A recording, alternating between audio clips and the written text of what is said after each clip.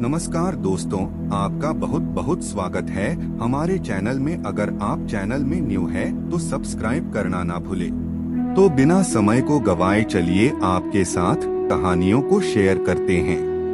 मोहन काका डाक विभाग में कर्मचारी थे। वर्षों से वह माधवपुर के आसपास के गांव में चिट्ठी बांटने का काम करते थे। एक दिन उन्हें एक चिट्ठी मिली। पता माधवपुर के आसपास का ही था, लेकिन आज से पहले उन्होंने उस पते पर कभी कोई चिट्ठी नहीं पहुंचाई थी। रोज की तरह आज भी उन्होंने अपना थैला उठाया और चिट्ठियां बांटने निकल पड़े। सारी चिट्ठियां बांटने के बाद वह उस नए पते की ओर बढ़ने लगे। दरवाजे पर पहुंचकर उन्होंने आवाज दी, पोस्टमैन। अंदर से किसी लड़की की आवाज आई, काका वही दरवाजे के नीचे से चिट्ठी डाल दीजिए। काका मन ही मन सोचने लगा, अजीब लड़की है, मैं इतनी दूर तक चिट्ठी लेकर आ सकता हूँ और यह महारानी दरवाजे तक नहीं निकल सकती। काका खींचते हुए बोले, बाहर आइए, रजिस्ट्री आई है, हस्ताक्षर करने पर ही मिलेगी। अंदर से आवाज आई, अभी आई। काका इंतजार करने लगे, पर जब 2 मिनट के बाद भी कोई नहीं आया तो काका और इंतजार न कर सका। काका ने दरवाजा पीटते हुए कहा, जल्दी करिए, यही काम नहीं है, मेरे पास और भी चिट्ठियां पहुंचानी है मुझे। कुछ देर बाद दरवाजा खुला। सामने का दृश्य देखकर काका चौंक गए। एक 72 साल की लड़की थी जिसके दोनों पैर कटे हुए थे। वह अपनी बातों के लिए बहुत शर्मिंदा हुए। लड़की बोली, क्षमा कीजिएगा, मैंने आने में देर लगा दी। बताइए हस्ताक्षर कहाँ करनी है। काका ने हस्ताक्षर कराया और वहाँ से चले गए। इस घटना के कुछ दिन बाद काका को फिर उसी पते के लिए एक चिट्ठी आई।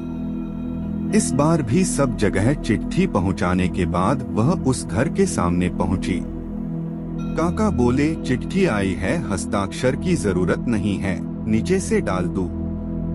लड़की ने अंदर से आवाज दी, नहीं नहीं रुकिए, मैं अभी आई। कुछ देर बाद दरवाजा खुला। लड़की के हाथ में गिफ्ट पैकिंग किया हुआ एक डिब्बा था। लड़की मुस्कुराते हुए बोली, काका लाइए मेरी चिट्ठी और यह डॉट लीजिए आपका तोहफा। काका बोले, इसकी क्या जरूरत है बेटा। लड़की ने कहा, बस ऐसे ही काका, आप इसी ले जाइए और घर जाकर ही खोलिएगा। काका डिब्बा लेकर घर की ओर बढ़ चले। उन्हें समझ नहीं आ रहा था कि डिब्बे में होगा क्या।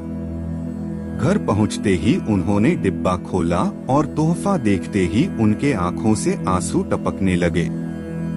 डिब्बे में एक जोड़ी चप्पलें थी। काका वर्षों से बिना चप्पल ही चिट्ठियां बांटा करते थे, लेकिन आज तक किसी ने इस ओर ध्यान नहीं दिया था। यह उनके जीवन का सबसे कीमती उपहार था। काका चप्पलें कलीजे से लगाकर रोने लगे। उनके मन में बार बार एक ही विचार आ रहा था कि बच्ची ने उन्हें चप्पलें तो दे दी, पर वह उसे पैर कहाँ से लेकर देगा। दूसरों के दुखों को महसूस करना और उसे कम करने का प्रयास करना एक महान काम है। जिस बच्ची के खुद पैर न हो, उसके दूसरों के पैरों के प्रति संवेदनशीलता हमें बहुत बड़ा संदेश देती है। हम सबको भी इसी तरह दूसरों के दर्द को महसूस करके उनकी सहायता करनी चाहिए और दुख से भरी इस दुनिया में खुशियां फैलाना चाहिए। तो दोस्तों, मुझे उम्मीद है आपको यह इंस्पिरेशनल स्टोरी अच्छी लगी होगी। अगर आपको इस कहानी से कुछ प्रेरणा मिली हो तो इसे अपने बाकी के दोस्तों के साथ भी शेयर करें और कमेंट के जरिए यह भी बताएं कि आपको यह कहानी कैसी लगी।